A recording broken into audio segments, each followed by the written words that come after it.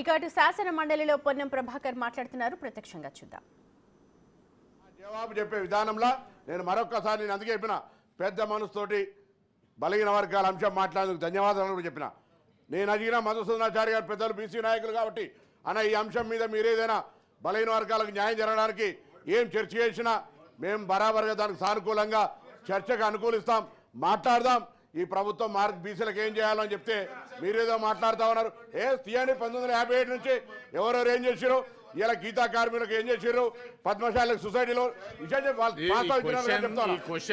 ప్రస్తావించారు వాళ్ళు, ఇవన్నీ ప్రస్తావించారు. కాబట్టి నేను తీయకపోతుంటే ఎవరికి సంఘాలు ఏర్పాటు చేసినాం, ఎవరికి న్యాయం చేసినాం, కాంగ్రెస్ పార్టీ బలహీన వర్గాల వరకు ఏం చేశారు. నేను ఒక మాట అడుగుతా ఉన్నా అధ్యక్ష, రాజకీయాలు మాట్లాడతానని చెప్తా ఉన్నారు. రాజకీయాల గురించి ఇవాళ కాంగ్రెస్ పార్టీలో సామాజిక న్యాయం ఉంది. మీ పార్టీ అధ్యక్షుడు, వర్కింగ్ ప్రెసిడెంట్, శాసనసభ పక్ష అందరూ ఒకటే ఉన్నారు కదా అధ్యక్ష. ఒకటి ఎస్సీలకు ఇవ్వండి, ఒకటి బీసీలకు ఇవ్వండి, అప్పుడు మీరు ఆదర్శవంతంగా నిలవండి. అదేం చేయకుండా ఊరికేనే మాట్లాడి ఎదుటి వాడిని కాంగ్రెస్ పార్టీని విమర్శిస్తే లేదా మా ప్రభుత్వాన్ని మాట్లాడేటువంటి పరిస్థితి మంచిది కాదు. నేను ప్రశ్నకు కన్ఫర్మ్ అయి చెప్పిన, మీరే ప్రొవోక్ చేసి మీరు ఏదో మాట్లాడి రాష్ట్ర స్థాయిలో కనీసం నన్ను వ్యక్తిగతంగా వాళ్ళకి పైసలు ఇయ్యా లేవుపో అని మాట్లాడినటువంటి మీరు రెచ్చగొట్టి మీరే ప్రొవోకేషన్ చేసి మళ్ళీ నేను చెప్పిన మాట వాస్తవం. ఈ ఆర్థిక సంవత్సరంలో మీకు కుల సంఘాలకు సంబంధించి ఆర్భాటంగా నేను చెప్పిన ఊపర్ శర్వాణి అందరు పరిచయం అన్నట్టుగా ఊరికేనే ఆర్భాటం చేసినారు తప్ప ఏం చేయలేదు. దాన్ని చేసే బాధ్యత మాది అని మళ్ళీ సభలో చెప్తాను. కానీ దయచేసి దాన్ని ఏదో మాట్లాడిన బయట వేదికల వాళ్ళ కుల సంఘం మీటింగ్లో మాట్లాడిన దాన్ని తీసుకొచ్చి ఇక్కడ వేదికల సభలు పెడితే ఇది మంచిగా అధ్యక్ష. నేను మళ్ళీ చెప్తాను, బరాబర్ ఇచ్చిన స్థలాలు వాళ్ళ సొంత స్థలాలు కాదు, ఇచ్చిన స్థలాలు వాళ్ళ సొంత స్థలాలు కాదు, మేము ఇచ్చిన మా సొంత స్థలాలు కాదు. ఒకవేళ నాలాంటి వాడో లేదు ఇంకెవరో పెద్దలు ఇస్తే డెఫినెట్లీ వాళ్ళ మెమోరియల్గా పెట్టి జాగా పెట్టుకుంటాం కావచ్చు. హైదరాబాద్లో మేము ఏంది పెరికే హాస్టల్లో, మున్నూరు కాపు హాస్టల్లో, పద్మశాలి హాస్టల్లో, రెడ్డి హాస్టల్లో, బీసీ గీతా కార్మిక హాస్టల్ ఎడ్యుకేషన్ అధ్యక్ష. ఈ జాగాలను ఎవరు ఇచ్చారు అధ్యక్ష? ఇలా వీళ్ళు మాట్లాడుతూ ఉన్నారు. తప్పకుండా దయచేసి అధ్యక్ష వీటికి సంబంధించి బలహీన వర్గాలకు మా ప్రభుత్వం బాధ్యతగా మేము చెప్పినట్టు ఎన్నికల మేనిఫెస్టో విధంగా కామారెడ్డి డిక్లరేషన్ చైర్మన్గా మేము బలహీన వర్గాలకు న్యాయం చేయడానికి పూర్తి స్థాయిలో కట్టుబడి ఉన్నామన్న మాట మరొకసారి మీ ద్వారా తెలియజేస్తాను. లీడర్ ఆఫ్ ద అపోజిషన్ మీరు కూర్చోండి, ప్రతిపక్ష నాయకుడు మాట్లాడతారు. మీరు కూర్చోండి. చైర్మన్ సార్, గవర్నమెంట్గా ప్రజలను ఆదుకునేటువంటి క్రమంలో సంక్షేమం కానీ ఇతరత్ర కార్యక్రమాలు చేస్తూ ఉంటుంది. అది ఎలక్టెడ్ బాడీ ప్రభుత్వం యొక్క విహిత ధర్మం. ఫామ్ హౌస్లో ఇచ్చిల్లా ఈ వ్యక్తిగతమైనటువంటి దూషణ ఏంది అధ్యక్ష? దయచేసి దీన్ని ఆ వ్యాఖ్యలు ఉపసంహరించుకో, మీరు చెక్ చేసి. ఇక్కడ మీ మనసు ఎంత కలుషితమై ఉన్నదో మీరు చెప్పిన మాటను బట్టి అర్థం చేసుకోలేనంత విషయం అర్థం చేసుకోవాలి. మంత్రి గారు ప్లీజ్ ఒకవేళ పేరు కనుక ఉంటే నేను తొలగిస్తాను, పేరు ఉంటే తొలగిస్తాను. నెక్స్ట్ క్వశ్చన్ నెంబర్ 4101 కోదండరామరెడ్డి గారు. నమస్కారం అధ్యక్ష. ఈ రేషన్ కార్డుల మంజూరుకు సంబంధించిన ప్రశ్న సభ ముందు ఉంచుతున్నా. Honourable minister. As there is no option provided to receive applications for new ration cards in the Praja Palana program, that does not arise. A decision regarding the new ration card issue will be taken by the government. అధ్యక్ష, ration కార్డులకు సంబంధించి 2001 తర్వాత supreme court చాలా మార్గదర్శకాలు జారీ చేసింది. PUCL Rajasthan వారు వేసిన కేసుకు సమాధానంగా మొత్తంగా ఫుడ్ సెక్యూరిటీ స్కీమ్స్ అన్నింటినీ సమీక్షించి అప్పుడు సుప్రీంకోర్టు వారు వాధ్వా కమిటీని నియమించారు. 2006లో వాధ్వా కమిటీ రేషన్ కార్డుల పైన చాలా నిర్దిష్టమైన సూచనలు చేసింది. ఆ సూచనల ప్రకారం సుప్రీంకోర్టు మార్గదర్శకాలను జారీ చేసింది. అటు తర్వాత 2013లో మరి ఫుడ్ సెక్యూరిటీ చట్టం కూడా పాస్ అయింది. దాంట్లో కూడా కొన్ని గైడ్ లైన్స్ ఉన్నాయి. నేను 2 ప్రశ్నలు అనుబంధంగా అడగదలిచినండి. మొట్టమొదటిది ఏమిటంటే, ఎప్పట్లోగా చాలా వరకు 2014 తర్వాత కొత్త రేషన్ కార్డులు ఉప ఎన్నికలు జరిగిన నియోజకవర్గాల్లో తప్ప మిగతా చోట ఇవ్వలేదు. అవన్నీ పెండింగ్లో ఉన్నాయి. పెండింగ్లో ఉండటం వల్ల తలెత్తుతున్న సమస్యలకు సంబంధించి ఇటీవల కాలంలో చాలా ప్రస్తావన కూడా వచ్చింది. ఇది మొదటిది, అందుకని ఎప్పట్లోగా ఇస్తారనేది. రెండవది నేను అడుగుతున్నది ఏంటంటే, మార్గదర్శకాలను జారీ చేసేటప్పుడు కొంత జాగ్రత్త పాటించటం చాలా అవసరము.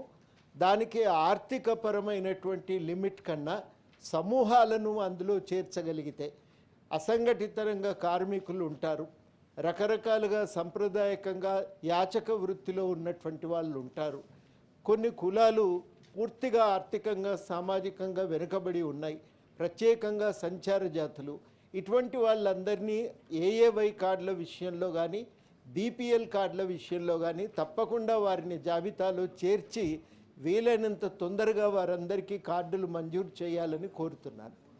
ఆనరబుల్ మినిస్టర్ ఆప్కి ఇక్కడ నెక్స్ట్ క్వశ్చన్ వేసిన ఉన్నాడు.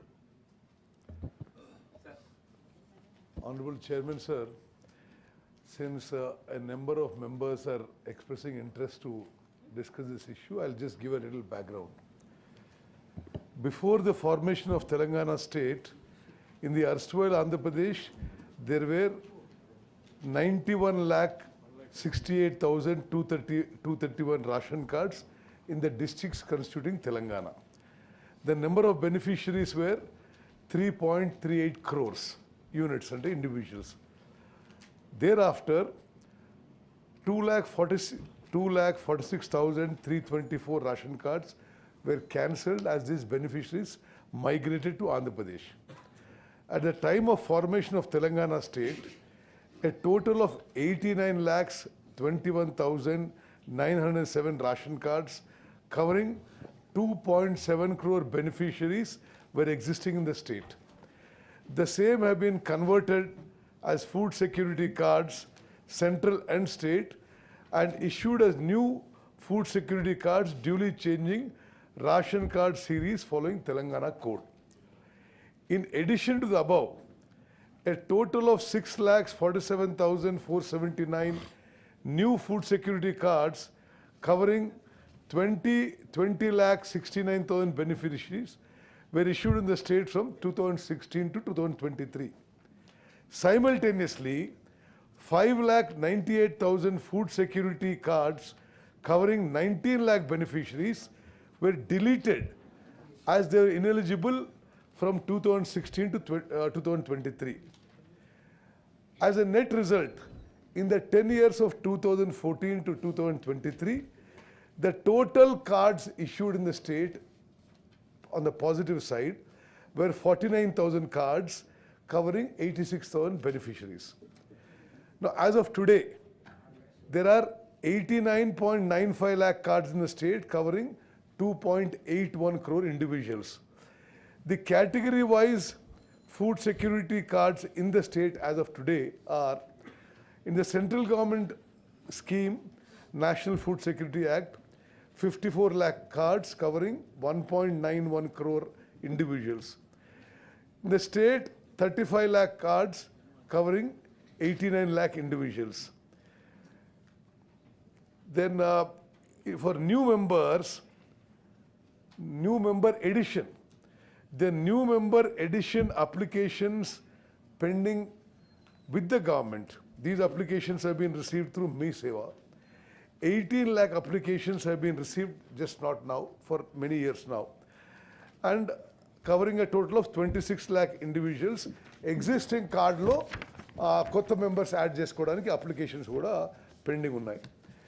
ఇప్పుడు ప్రభుత్వ అంచనాల మేరకు, మేము చేసిన ఎక్సర్సైజ్ అంచనాల మేరకు అప్రాక్సిమేట్గా మరో 10 లక్షల రేషన్ కార్డ్స్ ఇవ్వాల్సి ఉంటుంది. ఒక్కొక్క రేషన్ కార్డ్కి 3.16 ల్యాక్ యూనిట్స్ అంటే ఇండివిజువల్స్ ఉంటారు. అంటే మొత్తము కొత్తగా 31 లక్షల మందికి రేషన్కి ఎలిజిబిలిటీ చేయాల్సిన అవసరం ఉందని చెప్పి మేము చేసిన అంచనా అని చెప్పి మనవి చేస్తూ, అదేవిధంగా దీనికి ప్రభుత్వానికి అదనంగా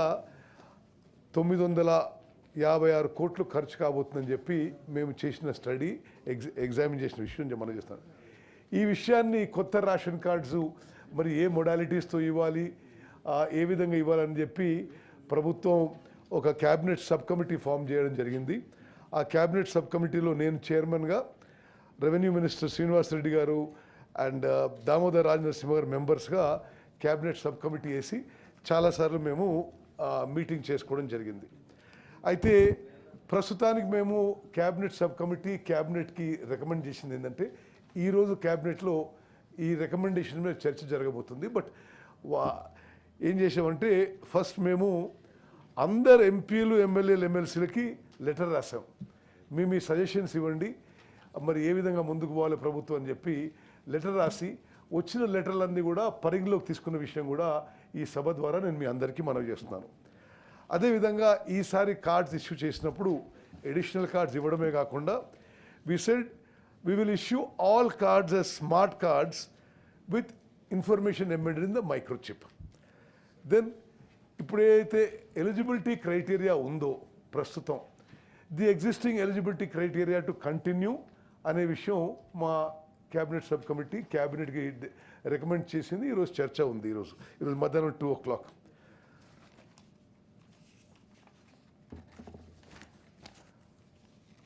అదేవిధంగా సుప్రీంకోర్టుకి సక్సేనా కమిటీ అని ఈ రేషన్ కార్డు విషయంలో ఏదైతే రికమెండేషన్ చేసిందో ఎలిజిబిలిటీ క్రైటీరియా మీద కానీ ఏమి ఇవ్వాలని అవి మా క్యాబినెట్ సబ్ కమిటీ పరిగణలోకి తీసుకొని క్యాబినెట్ రికమెండ్ చేయడం జరిగింది.